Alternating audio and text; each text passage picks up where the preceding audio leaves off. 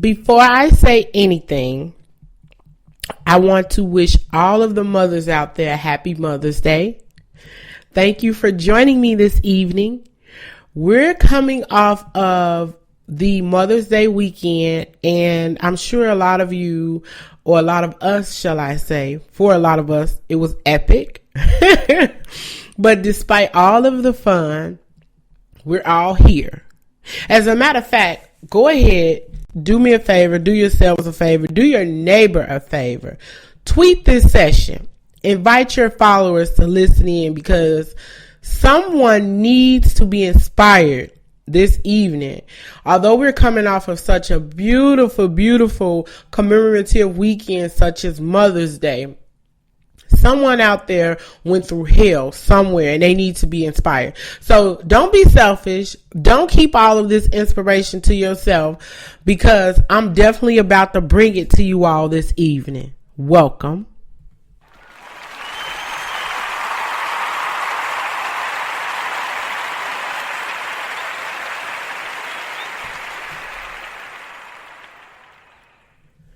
For those of you who aren't acquainted with me, I am Tiana Nicole, your neighborhood hope dealer.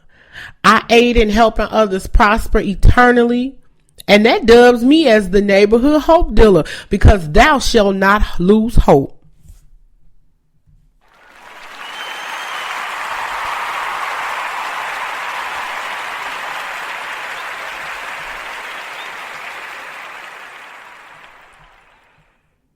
I'm also serial entrepreneur, #1 best-selling author, and president, editor-in-chief of Connect Magazine, a female empowerment magazine designed to inform, inspire, and motivate women globally to take action of their lives by executing their visions. Yes, that's me.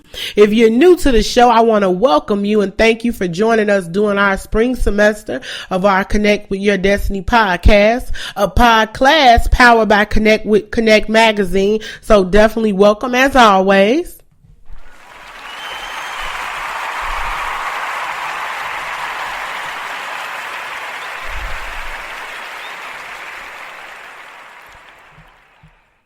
Really quick, let's visit the bulletin board for this week. Last week, we shared opportunity for sponsorship opportunities for the Chick Chat Show, an inspirational online television show where we will be featuring both inspirational stories from ordinary everyday women to close-up in-person interviews with your favorite celebrity trendsetters.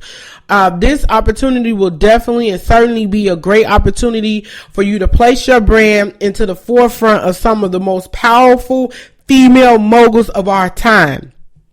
Okay, so that's definitely something that I think that everyone should be jumping on right about now. I promise you it's going to be epic. If interested in sponsorship opportunities or details on how you can become a contributor, please by all means email us at contact at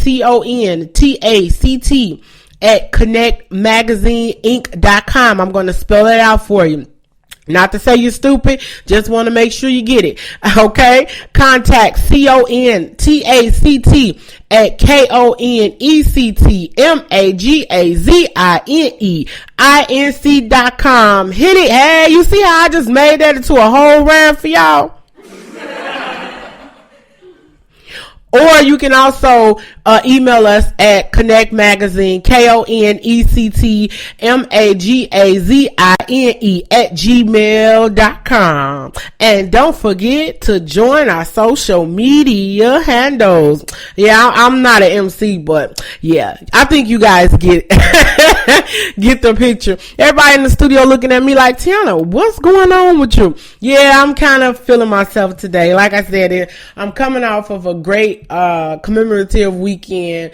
Although today is gloomy, for me, it seems as if the sky is definitely raining rainbows for me for some reason. And then, honestly, I think that we should all feel that way every day, despite of whatever we're going through, so I think that that's a plus. So Definitely join our social media handles at Connect Magazine on both Instagram and Facebook.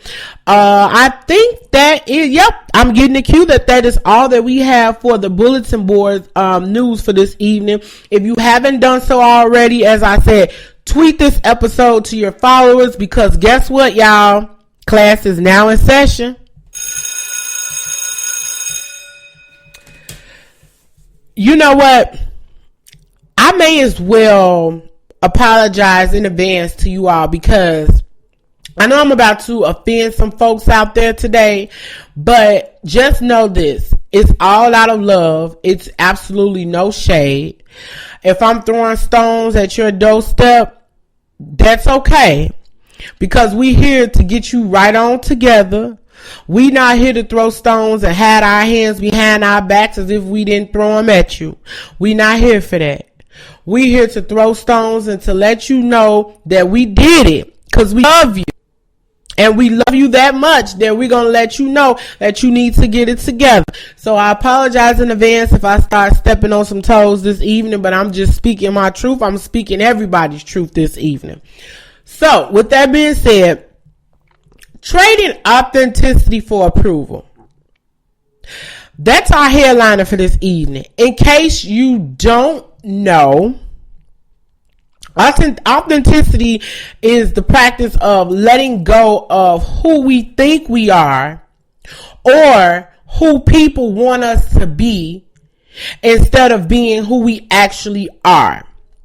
So that's what trading authenticity for approval means. That's what I mean when I speak about trading authenticity for approval.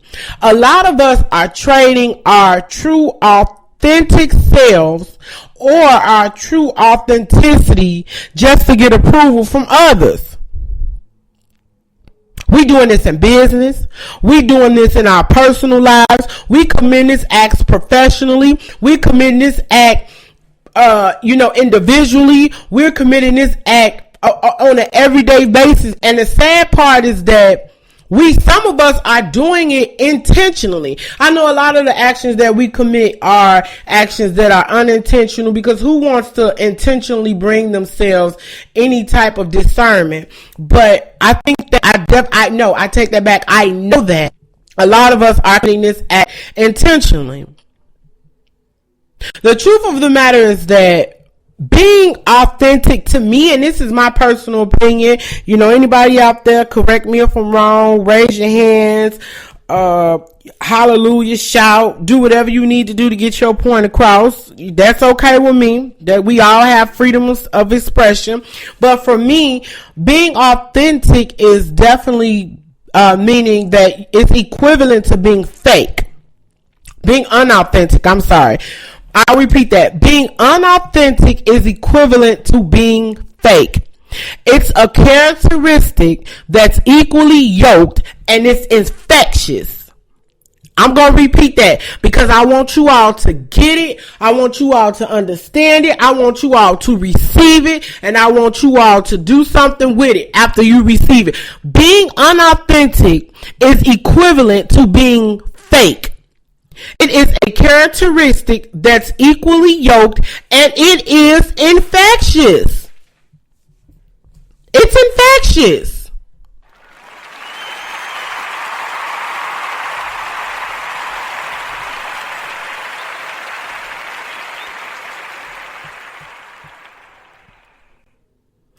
When you trade your authenticity in for approval from your family, when you trade your authenticity in for approval from your peers, or even to trade your authenticity in for social life purposes, or to be a socialite, or to get or obtain a certain socialite status. I'm sorry, tongue twister.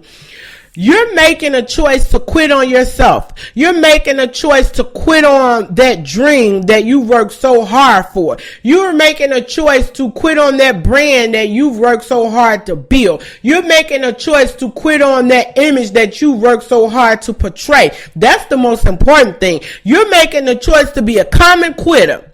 Your legacy will simply be otherwise known as, AKA, as the thief who cheated herself or himself, because I hear that there's some gentlemen out here. It's not about our conquelistas. I hear there's some gentlemen out here that like us too. So get that on together. But you making the choice to be known as the common thief who cheated herself or himself out of being who she is or who he or she was destined to be. That is a conscious choice that you are deciding to make when you begin to trade your own authenticity in for someone else's approval. Or for someone else's likelihood. I think that in the world that we live in, we focus so much on what people think we should be, on what people say we should be, and we focus less on what we feel we should be, on what we feel we should be doing. A lot of the times and you know what? Honestly, experience is the best teacher. So everything I get on here and I say to you guys, it's something I've been through. It's a storm that I've tackled. It's a storm that I've overcome. It's a storm that I've weathered. So I don't get on here and just pick a topic to talk to you guys about, and it's not even something I've went through. That's equipped for me. Talking about a topic that you haven't gone through, that's equivalent to a billionaire telling you how it is to be poor. You can't tell me how it is to be poor when you come from a family line, a trade line of wealthy individuals, and you've never had to you've never had to worry about where you were going to get your next meal. You've never had to worry about how you were going to pay your bills. You've never had to worry about what was going to happen if disaster was to strike your family. You've never had to worry about that because you come from you're baby, you're gold spoon fed, honey. So if I get on here and talk to you guys about something other than I don't know, then I'm being equivalent to a billionaire who don't know how it is to be rich. To be poor.